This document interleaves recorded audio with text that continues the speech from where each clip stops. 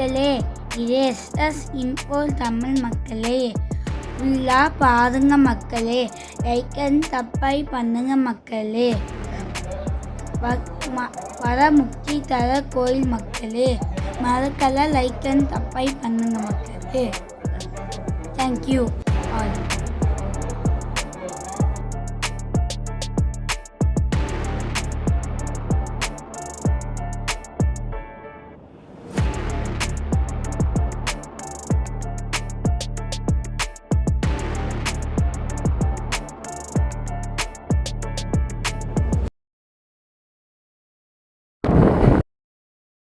Hi all, welcome to SS info Tamil.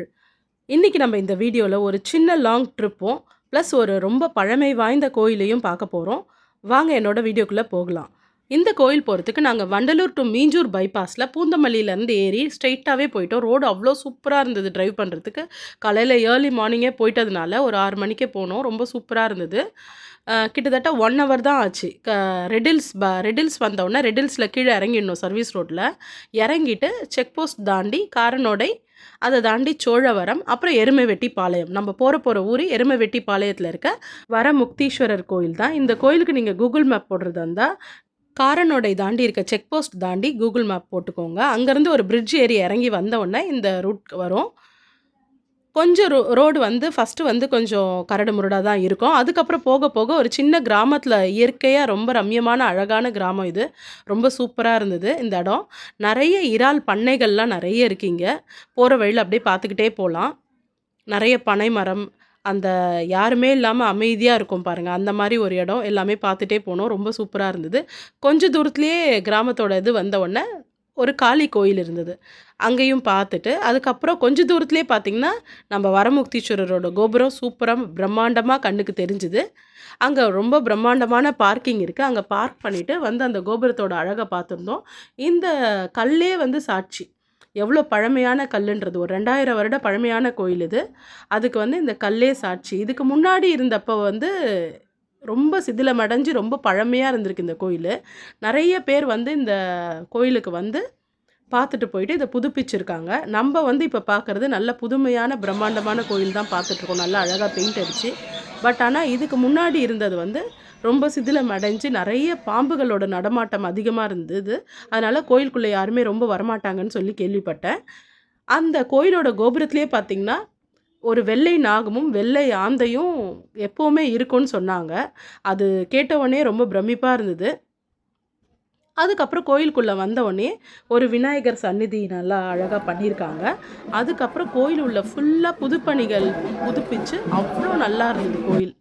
பார்க்குறதுக்கே இவ்வளோ தூரம் கஷ்டப்பட்டு வந்ததுக்கு ஒரு நல்ல மன திருப்தியோட சூப்பரான கோயிலாக இருந்தது.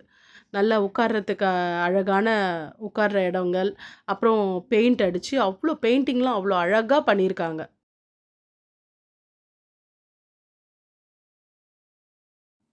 இந்த கோயில் பற்றி நாங்கள் யூடியூப்பில் தான் பார்த்தோம். எனக்கு என்னவோ அது பார்த்ததுலேருந்து இங்கே போகணுன்னு மனசு சொல்லிக்கிட்டே இருந்தது.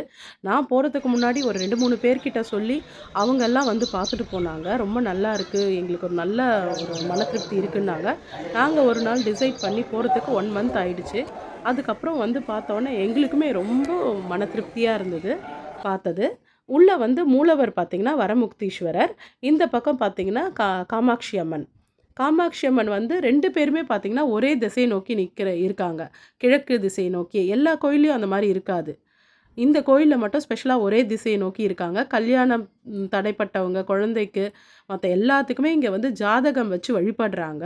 உள்ள வரமுக்தீஸ்வரர் பார்த்திங்கன்னா மூலஸ்தானத்தில் ரொம்ப தாழ தான் இருக்கார். அது பார்த்திங்கன்னா ரொம்ப பழமை வாய்ந்த கோயில்ன்றதுக்கு இதுவே ஒரு இது. இங்கே இருக்க நந்தியை தான் ஃபஸ்ட்டு கும்பிட்டுட்டு உள்ளே போய் சாமியை பார்க்கணுன்றாங்க. ஏன்னா நந்தி தான் இங்கே ரொம்ப இம்பார்ட்டன்ட் சொல்கிறாங்க. வரமுக்தீஸ்வரருக்கு ஜாதகத்தை எடுத்துகிட்டு போயிட்டு அவர் கீழே வச்சு வழிபட்டுட்டு வராங்க. கோயிலில் பங்குனி மாதத்தில் சூரிய கதிர்கள் டைரெக்டாக கருவறையில் இருக்க சிவன் மேலேயும் அம்பாள் மேலேயும் படும் சொன்னாங்க. அது ரொம்ப பிரமிப்பாக இருக்குது. நிறைய கோயிலுங்களில் ஒரு சில கோயிலில் தான் அந்த மாதிரி சூரிய கதிர்கள்லாம் படும் மேலே. உள்ளே இருக்க கருவறையில் பார்த்திங்கன்னா எந்த காற்று வசதியுமே கிடையாது. அங்கே விளக்கேற்றி வச்சுருக்காங்க. எல்லா தீபமும் ஆடாமல் அசையாமல் எரிஞ்சிட்ருக்கு. ஆனால் நம்ம சுவாமிக்கு நேராக மேலே இருக்க கமல தீபம் மட்டும் நல்லா ஆடிக்கிட்டே இருக்கும்.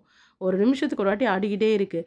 அது என்ன சொல்கிறாங்கன்னா, அங்கே இருக்க சித்தர்கள் வந்து மூச்சு காற்று இருக்குது அந்த இது பின்னாடி. எல்லா கோயிலுமே ஒரு சித்தரால் உருவாக்கப்பட்டது தான். தானாகவே எந்த கோயிலும் வராது. ஒரு சித்தர் ஒரு கோயில் உருவாகிறதுக்கு கண்டிப்பாக ஒரு சித்தர்கள் பின்பக்கம் இருப்பாங்க காரணமாக.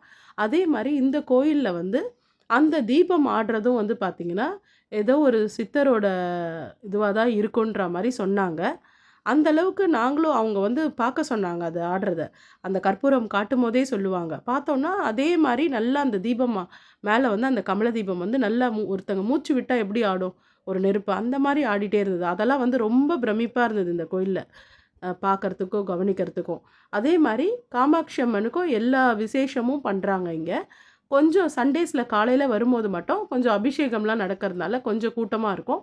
அப்புறம் பார்த்தீங்கன்னா, எல்லாரையும் உள்ள விட்டதுக்கப்புறம் கொஞ்சம் ஓரளவுக்கு கூட்டம் கம்மியாயிடுது. ஆனா சண்டேஸ் தாங்க ரொம்ப கூட்டம் அதிகமா இங்க வராங்க. மத்த நாள் திங்கள்லேருந்து வெள்ளி வரைக்கும் ரொம்ப லாங் இல்லையா? குடும்பமா வரதில்ல. சண்டேஸ்ல வந்து ஃபுல் டே கோயில் தொறந்திருக்கு. மத்த நாள்ல பார்த்தீங்கன்னா, மத்தியானம் வரைக்கும் இருக்கும். அதுக்கப்புறம் மறுபடியும் சாயங்காலம் இருக்கும். இந்த கோயிலோட கோபுரம் தாங்க ரொம்ப ஒரு பிரம்மாண்டமான அந்த கல்ல பார்க்க அவ்வளோ ஆசையா இருந்தது. ஏன்னா ரொம்ப பழமை வாய்ந்த கல் இது. ரொம்ப ஓல்டு டெம்பிளில் தான் இந்த கல்லுலாம் இருக்கும். உள்ளே இருக்க தூண்கள்லாமே அவ்வளோ சூப்பராக நல்லா பண்ணியிருக்காங்க. இந்த இதெல்லாம் செதுக்கி பண்ணியிருக்காங்க. உள்ளேயே பார்த்தீங்கன்னா, நல்ல ஒரு காற்று வசதி, அப்புறம் தண்ணி வசதி, தூரத்துலேருந்து வரவங்களுக்கு என்னென்ன வசதியோ எல்லாமே பண்ணி வச்சுருக்காங்க இந்த புதுப்பித்ததுக்கப்புறம். தூரத்துலேருந்து வரவங்களுக்கு என்னென்ன பார்த்து செய்ய முடியுமோ அது எல்லாமே இவங்க மெயின்டெயின் பண்ணுறவங்க பார்த்து செஞ்சுருக்காங்க. அதுக்கு கண்டிப்பாக நம்ம அவங்கள ஹேண்ட்ஸ் ஆஃப் பண்ணணும். கோயிலை ரொம்ப நீட்டாக க்ளீனாக நல்லா செடிகள்லாம் வச்சு இப்போ இருக்க இதுக்கேற்ற மாதிரி நல்லா மாற்றியிருக்காங்க. நல்லா பார்க்கறதுக்கே அவ்வளோ அழகாக இருக்குது. அங்கங்கே இந்த மரங்கள்லாம் இன்னும் கொஞ்சம் பெருசாக வளரும்போது நல்ல நிழல் தரும். உட்கார அங்கங்கே இடங்கள். கோயில் நிர்வாகம் பார்த்தீங்கன்னா, ரொம்ப பார்த்து பண்ணியிருக்காங்கன்னு தான் சொல்லணும். சுத்தி வந்து வெயில்ல நடக்கிறப்ப நம்மளுக்கு கால் சூடு ஏறாம இருக்க அந்த வெள்ளை பெயிண்ட்டு, எல்லாமே இப்பத்தி இருக்கிறதுக்கு என்னென்ன பொதுமக்களுக்கு என்னென்ன சேவை பண்ணணுமோ, அத்தனையும் அழகா அற்புதமா பண்ணியிருக்காங்க இந்த கோயில் நிர்வாகம். இந்த திருப்பணி நடக்கும்போதே எல்லாத்தையும் சேர்த்து பண்ணியிருக்காங்க. இவரு தாங்க இந்த கோயில்ல ரொம்ப இம்பார்ட்டன்டான ஒரு நந்தி, மரகத நந்தி. சாதா நந்தி இல்லங்க, மரகத நந்தி. பிரதோஷ காலத்தில இவரு வந்து பச்சை நிறமா மாறுவாராம். நம்மளோட குறைகளெல்லாம் நீங்க ஃபர்ஸ்ட்டு எதுக்காக வரோம், எதுக்காக வேண்டுறோம் எல்லாத்தையுமே நம்ம ஃபர்ஸ்ட்டு இவர்கிட்ட தான் சொல்லணுமா. இவரு தான் நம்ம வரமுக்தீஸ்வரர்கிட்ட சொல்லி நம்மளோட எல்லா கவலையும் எல்லாத்தையும் தீர்க்கிறவருன்னு சொன்னாங்க. அதனால நாங்க ஃபர்ஸ்ட்டு இவருக்கு நல்லா மனதார இவர கும்பிட்டுட்டோம். அதுக்கப்புறம் தான் உள்ள போய் வரமுக்தீஸ்வரரே பார்த்தோம். அந்த அளவுக்கு இவரு நந்திக்கு வந்து இந்த கோயில் அவ்வளோ இம்பார்ட்டண்ட்டா இருக்கு. சண்டே டைம்ல வந்து ஃபுல் டேவும் இருக்கு. கண்டிப்பா வாங்க. ஒரு 2 தெரு தள்ளி வந்து கோதண்டராமர் கோயில் இருக்கு. கண்டிப்பா போய் பார்த்துட்டு வாங்கன்னாங்க. ஒரு சின்ன குன்றின் மேல இருக்கு அப்டின்னாங்க. இவரும் அதே மாரி தான் ஜாதகத்த வச்சு தான் இங்க வழிபடுற முறை தான். நாங்க சரி போய் பார்த்துட்டு வரலான்னு போனோம். போனா ஒரு சின்ன ஹில்ஸ் தான். ஒரு 50 படிக்கட்டு தான் இருக்கும். அது மேல படிக்கட்டும் ஏறலாம். பின்னாடி வந்து வண்டிகள் போற மாரி வழியும் ரோடும் போட்டுட்ருக்காங்க. திருப்பணி நடந்துட்டுருக்கு. அதுவும் செஞ்சிட்ருக்காங்க. மேலே ஏறி போய் பார்த்தோம். ரொம்ப சூப்பரா இருந்தாரு பெருமாள். அவருக்கும் பார்த்தீங்கன்னா, நீல நிறத்தில வஸ்திரமும், சங்குப்பூவும் வாங்கி இங்க சாஸ்திராங்க. இந்த கல்யாணம் ஆகாதவங்க, மத்தபடி எல்லாருக்கும் இந்த ஜாதகம் இங்கேயும் ஜாதகம் வச்சு தான் வழிபடுறாங்க. இந்த ஊருக்கு வந்து ஒரு சின்ன ஒரு கிராமம் தான். ஆனா, இவ்வளோ பெரிய புகழ்பெற்ற கோயில் 2 இருக்கு இங்க. இதுவரைக்கும் எனக்கு நிஜமாலுமே தெரியவே தெரியாது. இந்த அளவுக்கு ஒரு சிறப்பு வாய்ந்த கோயில்கள் இங்க இருக்குன்னு. நெறைய பேருக்கு தெரியாமயே இருக்கு. இதெல்லாம் இப்போ புதுப்பிச்சு எல்லாருக்கும் பார்க்குறபடி செஞ்சவங்களுக்கு ரொம்ப நன்றி. எங்களுக்கும் ரொம்ப முழு மன திருப்தியா இருந்தது. அந்த 2 கோயிலையும் பார்த்துட்டது, ஒரு சின்ன இவ்வளோ தூரம் வந்து போனதும் ரொம்ப திருப்தியா இருந்தது. கண்டிப்பா உங்களுக்கும் அந்த அளவுக்கு நல்ல மன திருப்தி இருக்கும்னு நெனைக்கிறேன். கண்டிப்பா எல்லாரும் வந்து கோயிலுக்கு பாருங்க. இந்த வீடியோ பார்த்துட்டு லைக் அண்ட் சப்ஸ்கிரைப் பண்ணுங்க. ரொம்ப thanks friends. Thank you all.